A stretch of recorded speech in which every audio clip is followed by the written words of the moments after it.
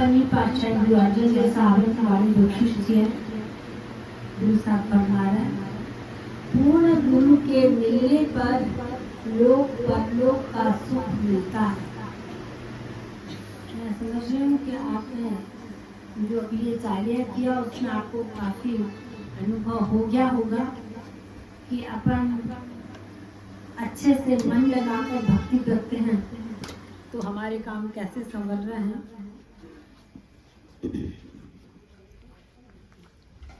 कोई भी चीज पूर्ण होती है तो उसका फल मिलता है, अधूरी होती है तो फल नहीं मिलता है। इसलिए अपन को अधूरी भक्ति नहीं करनी है और अपन को पूर्ण गुरु की तलाश है। पूर्ण गुरु की तलाश है तो अपन को गुरबाणी से ही मिलेगी। हे भाई, सौभाग्यवश मुझे पूर्ण गुरु मिल गया है, जिसके फल स्वरूप मेरे मन में ज्ञान का प्रकाश हुआ है। मुझे अपने साहब पर भरोसा है, उस मालिक के समक्ष और कोई नहीं है।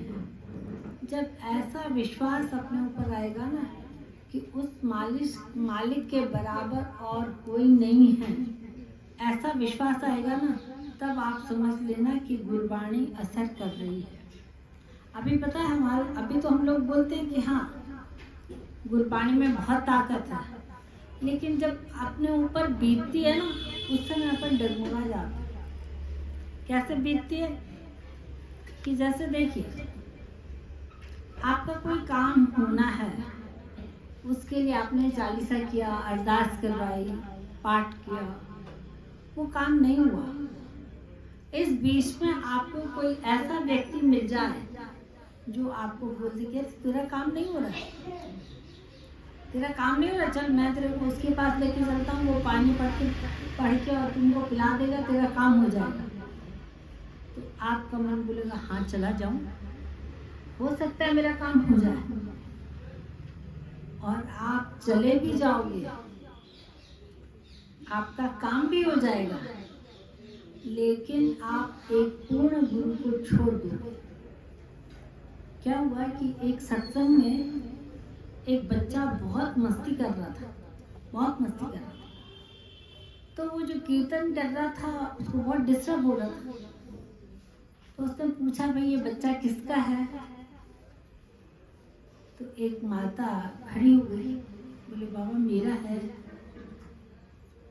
तो उसने बोला आप इसको थोड़ा संभालो। तो उसके माता के आंखों में से आंसू आ गए। बाबा बहुत बहुत बहुत शैतान है, मैं आपको बता नहीं सकती कि कैसा है। उन्होंने उस समय तो कीर्तन किया, फिर कीर्तन के बाद उस लेडी को उन्होंने बुलाया और उससे उन्होंने पूरी बात पूछी। आप ध्यान से सुनिएगा जो मैं आपको बता रही हूँ, कहीं हमारा विश्वास भी तो ऐसा नहीं है। उन्होंने उस लेडी ने क्या बताया कि बाबा मैं गुरु गोविंद सिंह साहब की इतनी भक्ति करती हूँ, इतनी भक्ति करती हूँ। मैंने गुरु गोविंद सिंह साहब को अपना गुरु बनाया और मेरा हस्बैंड तो पूरा टाइम जब उसको टाइम मिलता है गुरुद्वारे में जाकर सेवा करता, बहुत सेवा करता, बहुत सेवा करता। 14 साल तक उसने सेवा करी और 14 साल तक हमको गुरु साहब ने उसका रिजल्ट नहीं दिया। हमको एक बच्चा चाहिए था तो हमको बच्चा नहीं मिला। अब 14 साल चल के थक गए। तो फिर एक माता मेरे पास आई, उसने बोला कि भाई देखो तुम जिस गुरु के पास जा रही हो उसमें ताकत नहीं है, वो तुमको नहीं दे सकते, तो तुम डॉक्टर बदलो ना। अपन को एक डॉक्टर से फायदा नहीं होता तो दूसरे डॉक्टर के पास जाता, तुम डॉक्टर बदलो। इससे बोला नहीं मेरा गुरु ऐसे करके उसने उसको टाल दिया। लेकिन ये लेडी उसके पीछे लगी, हमेशा उसके पीछे, क्या किया तेरे गुरु ने, क्या किया, उनका थोड़ा नुकसान हो तो बोले देख तेरा गुरु, ऐसे करके उसका दिमाग बदल गया। अब ये लेडी उसके साथ वहाँ पहुँची जहाँ पर कोई बाबा उसको पानी पिलाएगा, उस पर कुछ धूप मारेगा, कुछ जादू टोना करेगा। वहाँ पहुँची तो उस बाबा को देख के उसने बोला कि तुमको औलाद नहीं है? बोला नहीं, औलाद चाहिए? बोला बस तुम एक काम करो, सिर्फ 7 दिन, मैं बता रहा हूँ, उस पत्थर पर 7 दिन दिया जला, तुमको 7 दिन में रिजल्ट आ जाएगा। 7 दिन एक पत्थर पर दिया जलाना बहुत सरल बात है। उसने 7 दिन उस पत्थर पर दिया जलाया और बाकी उसका काम करता, उसका काम करता। आज जो उसके पास बच्चा है ना, वो वहाँ की बदौलत है। जब वो बच्चा अब बहुत शैतान है, अब वो फिर से गुरुद्वारे आने लगा, मेरे बच्चे को सद्बुद्धि मिल जाए, मेरा बच्चा अच्छा हो जाए, बहुत शैतान है, बहुत शैतान है ये। तो उन्होंने पूछा कि भाई ये बच्चा तो मिला कहाँ से? उसने पूरी बात बताई, कैसे मिला? बोला कि जिस पत्थर पर तूने दिया जलाया वो तो एक मस्जिद थी, और मस्जिद के अंदर जो आत्मा थी वो आत्मा बहुत क्रूर आत्मा थी, और वो आत्मा इसमें है। अब तू कुछ भी करेगी तो ये बच्चा ठीक नहीं होगा। देखिए रिजल्ट, अगर थोड़ा सा और इंतजार कर लेती तो शायद उसको गुरु बहुत अच्छा कुछ देता। इसलिए अपन को इन बातों में आना ही नहीं है। उसने पानी पढ़ के दे दिया। बहुत सारे लोग बोलते हैं प्रसाद खाओ आपकी इच्छा पूरी हो जाएगी। जिसने पाठ किया नहीं, कुछ किया नहीं, और प्रसाद खाने से उसकी इच्छा पूरी कैसे होगी? ना से अच्छा है भाई हम सत्संग में नहीं पहुंच पाए तो प्रसाद खा लिया, अच्छी बात है, अच्छी बात है अपन प्रसाद खा रहे हैं। लेकिन आप ये नियम बना लो कि हमको पाठ करना नहीं है, हमको सत्संग सुनना नहीं है, सिर्फ प्रसाद खाना, ऐसा थोड़ी होता है। स्टेट बैंक के चौराहे पर काफी लोग यहाँ से क्रॉस होते हैं, वहाँ से साईं सुल्तानपुर साहब के जो दर्शन करके आते हैं, बोलते हैं दीदी उन लोगों के हमने दर्शन कर लिए, हमको लगता है कि हमने उनके दर्शन कर लिए। ऐसे थोड़ी होता है। आपको जिस व्यक्ति से काम है उस व्यक्ति से आप मिलोगे नहीं, और किसी और व्यक्ति से मिलोगे तो आपका काम हो जाएगा क्या? नहीं। तो आप अपने आप में ये विश्वास बनाओ कि गुरु ग्रंथ साहब, और अगर आप ना गहराई से देखना चाहते हो तो आप देख लीजिए, जो भी धर्म है, मैं बहुत बड़ी बात बोल रही हूँ, मैं ये नहीं बोल रही हूँ कि सिर्फ हिंदू धर्म, जो भी धर्म है उस धर्म का अगर सार देखोगे ना तो सार है गुरबाणी। भाई शब्द अलग है। आप जैसे देखिए अपन 4 लोग बैठे, 4 लोगों ने जपजी साहब पढ़ा, अब उन्होंने बोल दिया भाई चारों लोग जपजी साहब का अर्थ लिखो जितना आपको समझ में आ रहा है। तो हमारा अर्थ जो अपन अर्थ लिखेंगे वो तो अलग अलग होगा ना, वो तो सबका अपना अपना दिमाग होगा ना, जिसने जो लिखा है वो होगा ना।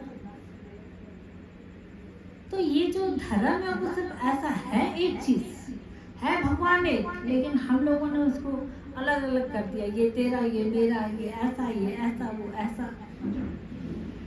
तो गुरबाणी सार है। अभी मेरे को किसी ने बताया कि मक्का मदीना गए थे, हमारे ऑफिस से कुछ लोग मक्का मदीना गए थे।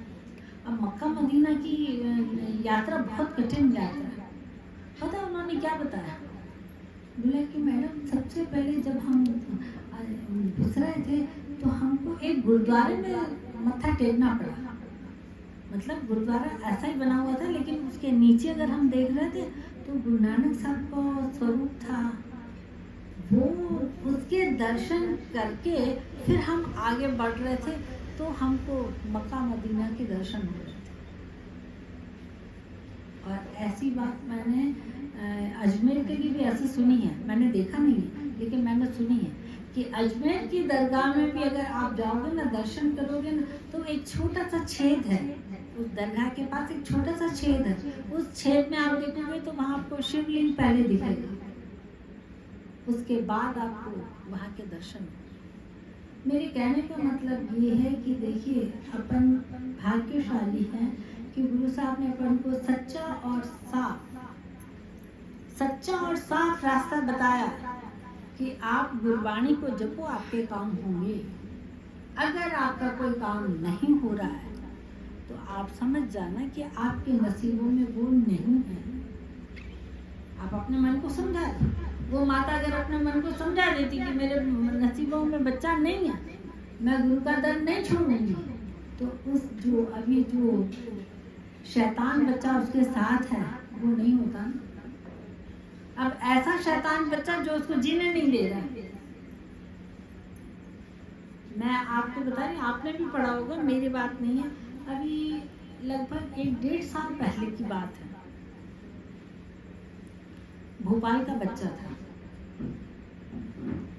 वो बच्चा बैंक में फोन करके बोल रहा है, वो बच्चा बैंक में फोन कर रहा है मैनेजर को कि मेरी जितनी पेंशन बन रही है, जो भी बन रहा है, वो मेरे बेटे को दे दो। वो बच्चा खुद बोल रहा है, उसका बाप नहीं बोल रहा, खुद बोल रहा है। ऐसे बेवकूफ करके उसने अपने बाप के अकाउंट में से सारे पैसे निकाल लिए। जब उसके बाप को बात पता चली तो पता उसने क्या किया? उसने ये किया कि अपने फ्लैट के पीछे एक गड्ढा खुदवाया। तो सब लोग पूछे थे क्या कर रहा है, ऐसे कि क्यों करवा रहा है? तो उसने बोला कि मैं ना सेफ्टी टैंक बनवा रहा हूँ, ठीक है। और उस बच्चे ने रात को अपने माँ बाप का गला घोंट कर उस गड्ढे में उनको बंद कर दिया। गड्ढा बंद हो गया, बात खत्म हो गई। उसके बाद बात उसकी ऐसे पकड़ी गई। ये बात आपने पढ़ी होगी, शायद पेपर में आया था। वो जो टीचर जिस टीचर ने इन बच्चों को पढ़ाया ना, वो टीचर मुझे मिली थी। उसने मुझे ये कहानी पूरी बताई। अच्छा, उसके बाद उसने क्या किया? घूमता रहा। एक लड़की के साथ लव मैरिज किया, बंगाली लड़की के साथ। अब कुछ दिन के बाद क्या हुआ, लड़की रात को सोई है तो उसके गले में तकिया रख के उसको भी मार डाला। अब लड़की उसको मार डाला तो पता है क्या किया? अपने घर में ही एक चबूतरा बनाया और उसकी लाश को वहां पर उसने ये कर दिया। लेकिन लाश की बदबू तो निकलेगी। अब लड़की के मायके वाले ध्यान रख रहे हैं कि भाई बच्ची आ नहीं रही है, बात नहीं कर रही है। वो आए, जब उसके घर में से बदबू आने लगी तब पुलिस केस हुआ। पुलिस केस से ये बात हुई कि कैसा बच्चा था, किसने किया। तब उन लोगों ने जाके वहाँ पहुँचे, उससे सब सच्चाई करवाई। तब वहाँ पहुँचे जहाँ उसने गड्ढा खोदा था और अपने माँ बाप को बंद किया था। वहाँ उन्होंने वो गड्ढा भी, पुलिस वालों ने वो गड्ढा भी खुदवाया और देखा कि वाकई वो दोनों लाशें वहाँ पड़ी थी। ऐसे बच्चे भी होते हैं जो हमारे नसीबों में नहीं होते, जिनको अपन खींच के भगवान से इधर उधर गंदी हवाएं, गंदे लोगों से मिलकर जो करते हैं, उनका नतीजा है। तो आप ये बात समझ जाइए कि अगर गुरबाणी से, गुरु ग्रंथ साहब के दर से हमारी कोई इच्छा पूरी नहीं हो रही है तो आप अपने मन को समझा देना, इसमें मेरा भला नहीं होगा, मेरा भला इसमें नहीं होगा, इसलिए नहीं हो रही है। बाकी अगर गुरु को छोड़ के अपन कहीं और जाएंगे तो देखिए, अपना घर छोड़ के अपन बाहर जाएंगे तो कैसे धक्के खाते। एक चाय के कप के लिए अपन मुहताज हो जाते हैं, पानी के गिलास के लिए मुहताज हो जाते हैं। और घर में हमारी बादशाही है, हमको जितना पानी पीना है पी लो, जितनी चाय पीनी है पी लो, घर में कोई मना नहीं करेगा। बाहर क्या है? तो अपने गुरु को छोड़कर अगर अपन कहीं भटक रहे हैं तो हमारा रिजल्ट खराब होगा। गुरु साहब फरमा रहे कि वो भाग्यशाली लोग हैं जो परमात्मा पर विश्वास करते हैं। हे भाई, मैं अपने सतगुरु पर बल्हारी जाता हूँ। मुझे आगे परलोक में सुख प्राप्त होगा और बाद में अर्थात इस लोक में भी सहज अवस्था वाला सुख प्राप्त हो गया है, क्योंकि मेरे हृदय रूपी घर में आनंद स्वरूप परमात्मा विराजमान है। ये ताकत अपन को गुरबाणी से मिलती है। हे भाई, सृजनहार अंतर्यामी प्रभु ही मेरा स्वामी है। जब से मैं गुरु के चरणों में लगा हूँ और एक राम नाम का आधार लिया है, तब से मैं निर्भय हो गया हूँ। जिन लोगों ने गुरबाणी को परखा है, जिन लोगों ने अमृत वेले उठ के चालीसा किया है, उनका मन ये बोलता है। पता है, मैंने किसी को बोला कि नहीं, आप गुरुद्वारे में मत आया करो, क्योंकि उसका व्यवहार अच्छा नहीं था। मैंने कहा आप नहीं आया करो, तो उसने बोला नहीं, मैंने इस गुरुद्वारे से सब कुछ पाया है, मैंने इस गुरुद्वारे में से सब कुछ पाया, मैं तो आऊँगा। मैंने कहा अगर आना है तो व्यवहार अपना अच्छा करो। अगर व्यवहार अच्छा होगा तो आप देखिए, अपना पाठ बहुत अच्छा चल रहा है और अपना व्यवहार खराब है, तो इसका मतलब ये कि अपन ने बहुत अच्छी सब्जी बनाई और लास्ट में उसके ऊपर थोड़ा सा जहर बुरक दिया, थोड़ा सा जहर डाल दिया। सब्जी बहुत अच्छी है, दिखने में बहुत अच्छी है, लेकिन खाने लायक नहीं है। उसी तरह अगर आपकी भक्ति बहुत अच्छी है और आपका व्यवहार अच्छा नहीं, ऐसा होता ही नहीं है। जो भक्ति करते हैं उनका व्यवहार बहुत अच्छा होता है। जो ढोंग करते हैं, जो भक्ति का ढोंग करते हैं, उनका व्यवहार खराब होता है। इसीलिए भक्ति के साथ साथ हमको अपना व्यवहार भी देखना है। हे भाई, प्रभु का दर्शन फल देने वाला है। उसकी मूर्ति अर्थात स्वरूप मृत्यु से परे है। वह प्रभु इस समय भी विद्यमान है, भूत में भी था और भविष्य में भी होगा, अर्थात तीनों लोकों में मौजूद है। वह प्रियतम अपने प्रेम की देन देकर अपने सेवकों को गले लगाकर रखता है। भाई, गले लगाकर कौन रखता है? जो हमारा शुभ चिंतक होगा, जो हमको प्यार करेगा। तो परमात्मा आपको अगर गले लगा के रखते हैं तो समझिए कि वो हमारे शुभ चिंतक है। अब कहीं कहीं पर ऐसा होता है कि एक माता ना आलू काट रही थी, बड़ी स्पीड में आलू काटती जा रही थी। एक बच्चा देख रहा था कि मम्मी बहुत अच्छे से काटती जा रही। अब उसने जैसे चाकू रखा तो वो रोने लगा, अब चाकू मेरे को, तो मैं आलू काटूंगा। अब उसको चाकू दे तो वो हाथ काट लेगा। बहुत जिद करने लगा। माता को देर हो रही थी तो उन्होंने क्या किया, उस चाकू पर कपड़ा बांध दिया और उसको दे दिया, अब तुम जो करना करो। तो भगवान भी कभी कभी हमारे साथ ऐसे करते हैं, जो हमारे नसीबों में नहीं होता है उसको लपेट कर दे देते। माता अगर उसको चाकू दे देती तो उसकी हालत खराब हो जाती। अब वो बच्चा खेलता रहे। तो परमात्मा भी हमारे साथ ऐसा खेल खेलते थे, इसलिए ऐसा करना चाहिए, तेरा भाड़ा मीठा लगा। हे भाई, प्रभु की महिमा महान है और उसकी शोभा भी आश्चर्यजनक है। जिसने ऐसे प्रभु का आश्रय लिया है उसके सभी काम पूर्ण होते हैं। देखिए, गुरु साहब ने अपनी बात पूरी बता दी। जिसने ऐसे प्रभु का आश्रय लिया है उसके सभी काम पूर्ण होते हैं। हे नानक, मुझे पूर्ण गुरु मिला है जिससे मेरे सभी दुख नष्ट हो गए हैं। ये अभी संगत जो यहाँ बैठी है, जो सुन रही है, उन सब के लिए एक बहुत अच्छी बात है कि गुरु साहब ये कह रहे हैं कि मुझे पूर्ण गुरु मिला है, इसलिए मेरे सारे दुख नष्ट हो गए हैं। अब अपन यहाँ बैठे हैं और गुरु साहब ने अपन को बोला है, वचन साहब ने बोल दिया है कि हमारे दुख और कष्ट दूर हो गए हैं। तो आज अपन गुरु साहब के लिए एक स्पेशल जपजी साहब का पाठ पढ़ के और उनको धन्यवाद देंगे कि गुरु साहब हमारे जीवन के सभी दुख, सभी कष्ट आपने दूर कर दिए हैं। और आज से हम एक बार फिर से याद कर रहे हैं कि आप ही हमारे गुरु,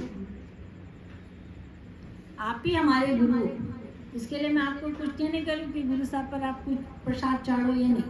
आप एक बार अपने मन में और दृढ़ कर लीजिए कि गुरु ग्रंथ साहब मेरे गुरु हैं और उन्होंने आज ये वचन साफ दिया कि मेरे हर प्रकार के दुख, हर प्रकार के कष्ट कटने वाले हैं क्योंकि मुझे पूर्ण गुरु मिला है। तो आज जब भी आपको टाइम मिले एक जपजी साहब पढ़ के गुरु साहब को धन्यवाद बोल दीजिएगा। बोल गुरु नानक देव की जय। बोले